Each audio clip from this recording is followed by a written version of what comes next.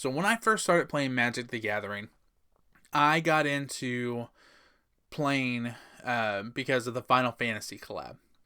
I love Final Fantasy. Never played Magic before, but this got me interested, and I was like, what the hell? Let's give this a shot. Fast forward 5 or 6 months, like I'm fucking addicted. Like after I record this, I'm going to play Magic the Gathering. So I love Magic the Gathering. I think it's a great game.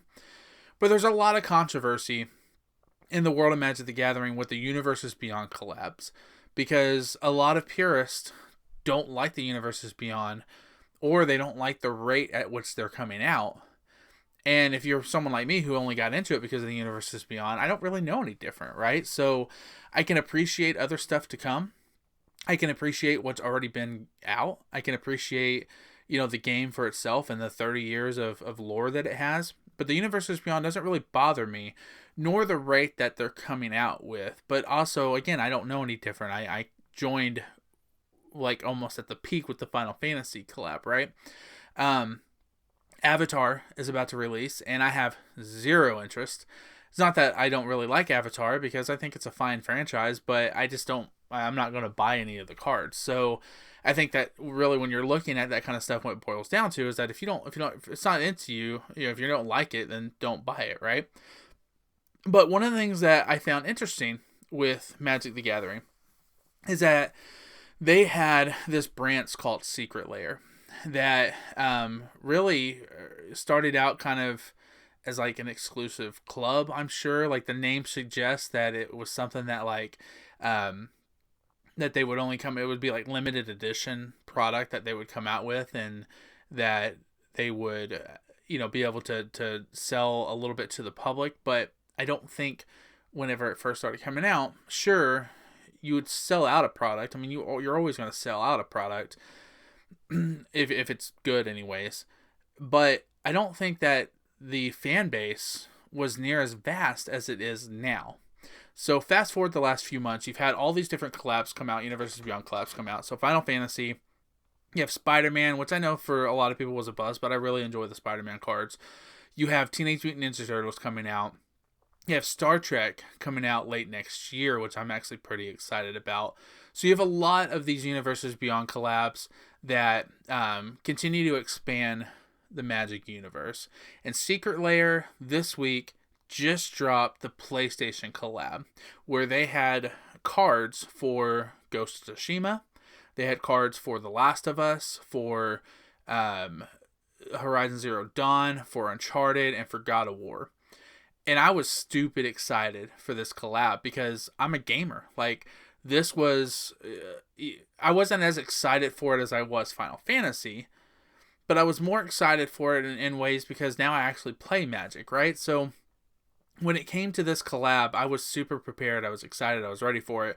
But I had also heard that sometimes it's a little difficult to be able to get the cards you want for a couple of reasons. One, the sheer volume of people trying to buy all at once. So when you go onto the website and you get ready to go in, you have to be put in an online queue.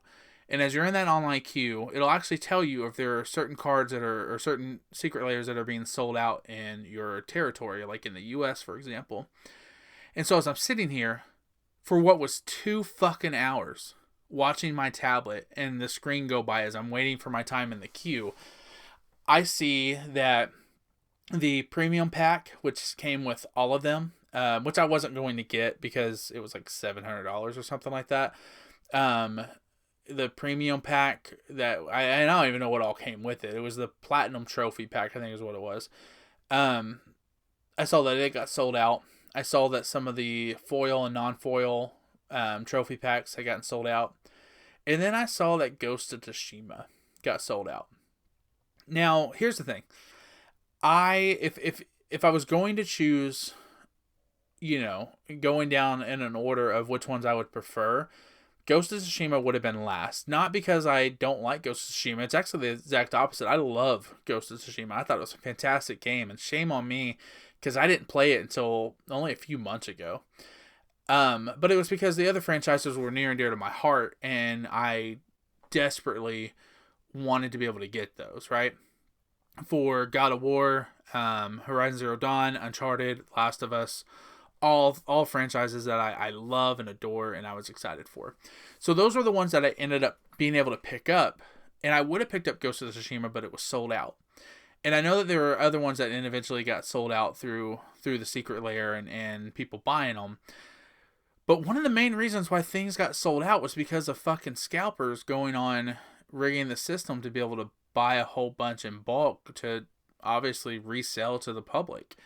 And from a guy who has spent, his fair share of his life working retail, I gotta tell you, there is a problem here. There's a huge problem. And as someone who's new to Magic the Gathering like me, if there are things coming out that I'm excited about, like with the Universes Beyond collab. So let's just take Ninja Turtles, for example. I'm ridiculously excited for Ninja Turtles. And I know that there's only going to be limited quantities to come out at your local game store because there's only so much they can order, only so much, whether that's because of the vendor or because of what money they have to actually buy the product and things like that. But when you're talking about these scalpers who go out and buy in bulk so that they can resell this stuff, on one hand, I can understand the hustle because there's money to be made there, so why wouldn't you try to make it? But on the other hand, there are way too often that stores aren't doing anything, including Wizards of the Coast, to be able to prevent this from happening. And as you continue to gather new players like me, if it becomes too expensive or too difficult to be able to continue to collect the cards in these Universes Beyond sets that you're making to be able to try to get people like me to come in and play, I'm going to quit playing. It's just as simple as that, right? You have an opportunity here to be able to capitalize on the phenomenon that was Final Fantasy for Magic the Gathering. That collaboration hit a fucking home run. And here you are trying to continue to, promote your game, continue to come out with more collabs to get more people interested, to be able to sell more and things like that. And it's working. Like, I bought several of these Secret Lairs, the ones I could get a hold of anyways. But if it starts becoming too difficult or too overpriced for me to be able to do those things, I'm going to stop playing. And a lot of people are going to stop playing. The limited quantity of the Secret Lairs is an old archaic system that's got to go away. Like you've got to change that brand model. I'm sure there's going to be people who see this video and disagree with me wholeheartedly, and that's fine. But I'm not going to tell you that you're wrong. But I'm just telling you from a sales point of view, if you have something that's working and you limit the amount of product you're going to make available to the public who is wanting to buy that from you, and you tackle that on top of people who are buying it in bulk so they can resell it at a higher price point, including local game stores, by the way, then it's going to deter people from buying your product. And the Secret Lair program, it's broken. And they've got to change it. I love the things that they do. I really love like the fact that they actually donate. They usually have a Secret Lair collab that comes out that they'll donate the money to children's charities and things like that. I love all of that. But when you have, I know you can't print unlimited quantities, but for a game like this, I don't understand why you can't print to sales. Like you open it up, you sell through, and let's just say hypothetically, I'm sure it's more than this, but hypothetically, you had planned on 1,000 Secret Lairs for Ghost of Tsushima.